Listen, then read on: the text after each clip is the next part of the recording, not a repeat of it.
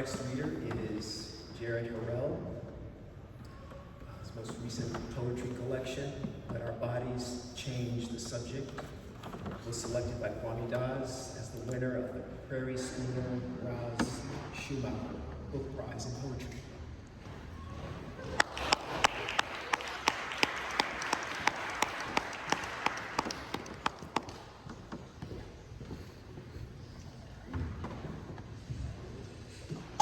Hi friends, how are we doing?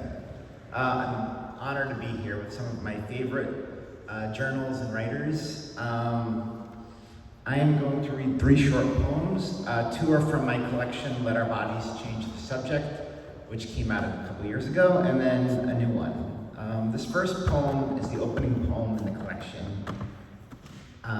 It takes place in and around New York City, ends up in Queens. And it follows a summer where my daughter, kind of question by incisive question, came to understand death in her own way. It's called Sad Roller Coaster. My daughter is in the kitchen working out death. She wants to get it, how it tastes and feels. Her teacher talks like it's some glittery gold sticker. Her classmates hear rumors, launch it as a curse when toys aren't shared. Between bites of cantaloupe, she considers what she knows. Her friend's grandpa lives only in her iPad. Dr. Seuss passed, but keeps speaking in rhyme. We go to Queens Zoo and spot the beakish skull of a white-tailed deer tucked between rocks in the puma's enclosure. It's just for show, I explain, explaining nothing. That night and the one after, my daughter dreams of bones, how they lift out of her skin and try on her dresses. So silly, she laughs when I ask if she's okay. Then, toward the back end of summer, we head to Coney Island to catch a Cyclones game. We buy popcorn and fries, a pop fly arcs over checkerboard grass. When past the warning track, the park wall, she sees a giant wooden spine. This brownish red maze, traced in decay. She calls it Sad Roller Coaster, then begs to be taken home.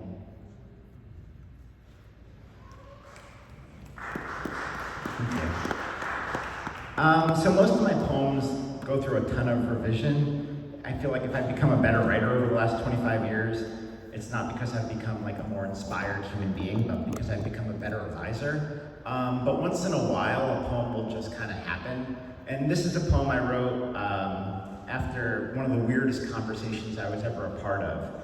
Not sure if there's any gamers in the room, but I had to learn about this after the fact. The poem is called Survival Mode. Our daughter is killing villagers again. I'm upset because we've talked about this, the villager killing, last week over dinner, and how we're totally not okay with it.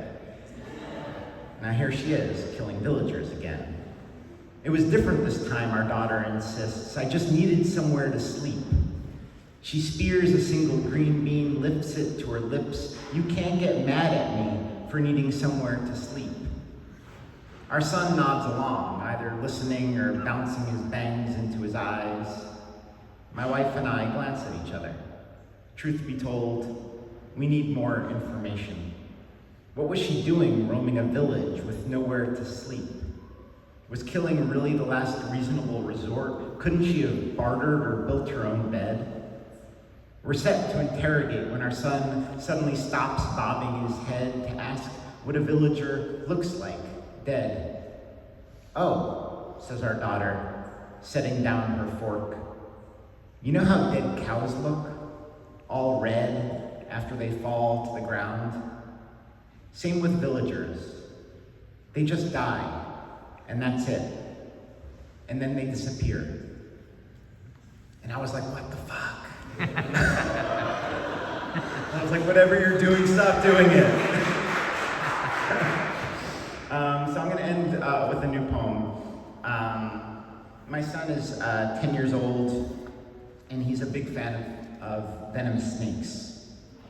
So this one's for him. Thank you for listening. It's called Desires of the World. Our son wants rats. Our son wants rats to feed to the snake he really wants. My wife and I want our son to stop wanting immediately, though at least he still desires the world. My wife and I want the world to back off. We'd like a to-do list of inky blue strike-throughs, a clean, easy bed to crawl into and sleep. Most nights our boy slinks under covers, shoves between us, so cute we usually don't mind. A friend of mine says rats actually make great pets, are super intelligent, loyal, etc. The one drawback, he tells me, is they don't live very long.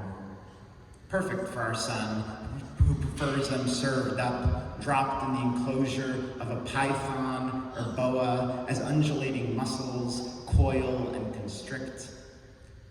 I think our son is something of a naturalist. He spins around spitting facts and quizzes. Did you know snakes have no eyelids, are perfectly solar-powered, named the 5 deadliest animals, besides humans, on Earth? Thank you.